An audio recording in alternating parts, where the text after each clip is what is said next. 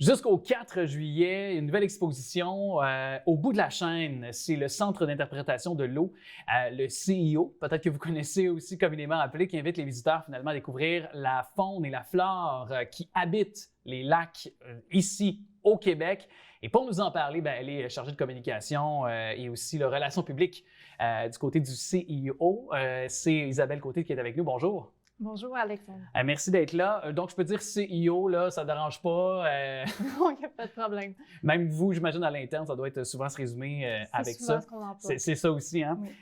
Bon, évidemment, cette nouvelle exposition au bout de la chaîne qui se déroule jusqu'au 4 juillet, on le place tout de suite dans cette prémisse dans la conversation. Mais donc, c'était tout d'abord, je pense, une activité pédagogique qui s'est par la suite transposée en exposition. C'est ça? Est-ce que c'est un peu ça le chemin là, de cette exposition-là en particulier?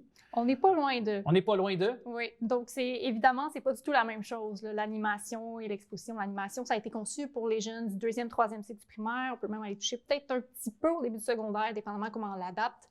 Et l'animation, c'est pour faire comprendre...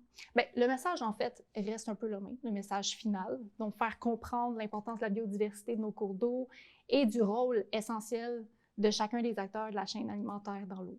Donc, l'animation, ce qu'elle va faire, c'est qu'elle va plus expliquer qu'est-ce qu'on retrouve dans l'eau, c'est quoi les liens avec les notions qu'on retrouve à l'école aussi, pour faire le pont là, entre les notions pédagogiques et scientifiques qui sont présentées.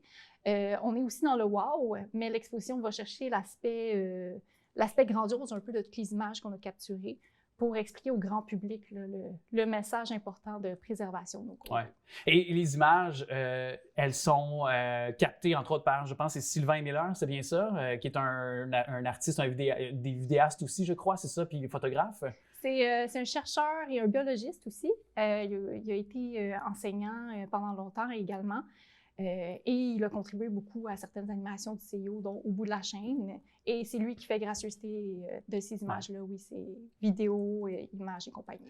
Donc, faire comprendre qu'on vit quand même que notre écosystème, c'est basé sur un équilibre. Là. Souvent, on parle d'un équilibre et le réchauffement climatique vient notamment bouleverser cet équilibre-là qui était dans notre faune et flore, finalement, chez nous, même au Québec, mais partout à travers le globe, ni plus ni moins. Là. On peut le comprendre comme ça. Et il y a d'autres activités, je pense aussi, qui se joignent là, à l'exposition. C'est-à-dire que c'est ludique aussi pour les jeunes familles ou les gens qui iront voir l'exposition. Là. Oui, donc l'exposition, c'est vraiment plus comme une expérience qu'on veut faire vivre aux gens. C'est sensoriel un peu. Donc, on a les sons de ce qui se passe sous l'eau, on a les images de ce qui se passe sous l'eau, on a l'explication aussi et on a les activités pour rendre ça un peu plus concret. On a les missions pour le climat du défi Génération Action, qui est un nouveau projet aussi du CIO pour que les jeunes puissent prendre des actions concrètes pour le climat.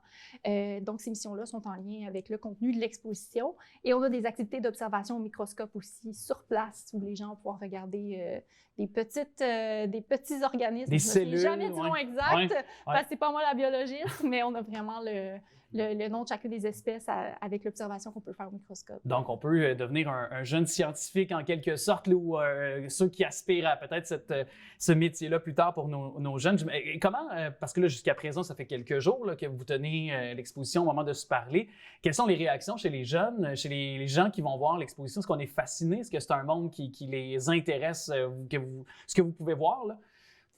Je vous dirais que ça dépend des tranches d'âge un peu, de qu'est-ce qui va attirer l'attention plus d'un ou de l'autre. C'est sûr que les jeunes, au niveau des missions, tout ça, faire quelque chose, c'est un peu plus, des fois, interactif. Ça va beaucoup plus les chercher. Les adultes, ça va être des fois dans ce qu'il y a de complémentaire, en plus des images et de l'explication en tant que telle. On a, entre autres, les fresques de la biodiversité qu'on va offrir bientôt. Atelier, là. Les dates vont sortir très, très prochainement. Je travaille fort là-dessus. Et justement, ça, c'est des activités pour tous les publics, pour leur permettre de comprendre, on parlait des changements climatiques plus tôt, donc l'impact des changements climatiques sur la biodiversité, comprendre comment un changement dans un environnement peut affecter toute une chaîne au complet. Donc, tout ce processus-là qui est mis en valeur. Oui.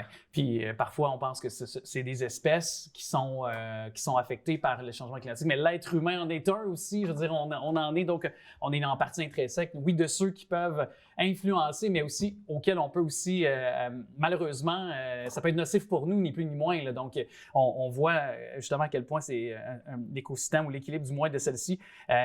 Donc, on en fait partie intrinsèque. Et la découverte de l'infiniment petit, parce qu'on parlait d'ateliers, donc les fresques de la biodiversité, de l'infiniment petit, c'en est un autre, cet atelier, je pense, que vous donnez là, au sein même de... En fait, on fait beaucoup référence au microscope quand on parle de l'infiniment petit, parce qu'on va chercher jusque dans le détail. Et ce qu'on veut montrer, c'est que même les plus petits organismes de la chaîne alimentaire jouent un rôle extrêmement important dans la préservation de la biodiversité des cours d'eau. Et là, évidemment, c'est un musée aussi, il faut le comprendre chez vous, le CEO, et vous avez d'autres expositions, d'autres activités aussi dans les prochaines semaines que les gens, là, on en va dans un long week-end de Pâques très bientôt, par exemple, si on a un moment ou des vacances bientôt pour l'été à venir. Si vous pouvez nous parler un petit peu de la programmation de votre musée aussi. Avec grand plaisir. On a beaucoup de nouveautés qui s'en viennent aussi, qui vont entre autres compléter l'exposition qu'on a présentement, puisqu'il s'en vient aussi pour cet été. Pour le mois d'avril, on va évidemment avoir une activité pour Pâques thématique qui va bientôt être annoncée. C'est quoi? C'est en lien avec les cocos de Pâques. Okay. Mais il y a toujours un lien avec l'eau et la préservation de l'eau. OK. Donc, c'est pas une poule qui pond dans l'eau, me semble. Ça pond pas dans l'eau d'habitude. Pas encore, malheureusement, on n'est pas rendu là dans la science. Okay. En tant que tel. Et on a le Festival des Petits Bonheurs qui a été annoncé aujourd'hui, auquel on prend part aussi. Donc, le 13 mai, on va offrir des ateliers à 13h et 15h, Plante la biodiversité, où les jeunes vont pouvoir semer, créer une carte à semer, en fait, avec des plantes indigènes qui sont essentielles à la préservation de nos berges. Ah oui. Puis on arrive dans cette séquence là où souvent les villes nous donnent des arbres, des espèces d'arbres aussi. Je veux dire, c'est le moment où on retourne dans nos plates-bandes. Nos jardinages. Donc, c'est un endroit où vous pouvez nous donner quand même, justement, parce que l'eau en fait partie, là, je veux dire, de cette possibilité d'avoir une floraison aussi qui arrive à terme éventuellement dans la belle saison. Et donc, est-ce que vous avez aussi d'autres activités peut-être ou des ateliers? Parce que je pense à des parents qui, durant l'été, parfois, on a des enfants qui veulent s'occuper. Donc, est-ce qu'on a des cours d'initiation ou peut-être pour ceux-ci?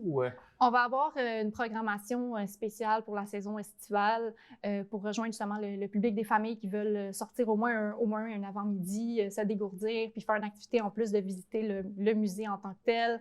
Mais on ne révèle pas tout de suite le contenu. C'est bon. Mais ça va être annoncé sur notre site web éventuellement et on va avoir un gros événement aussi cet été. Mais on attend un peu pour en donner plus là-dessus.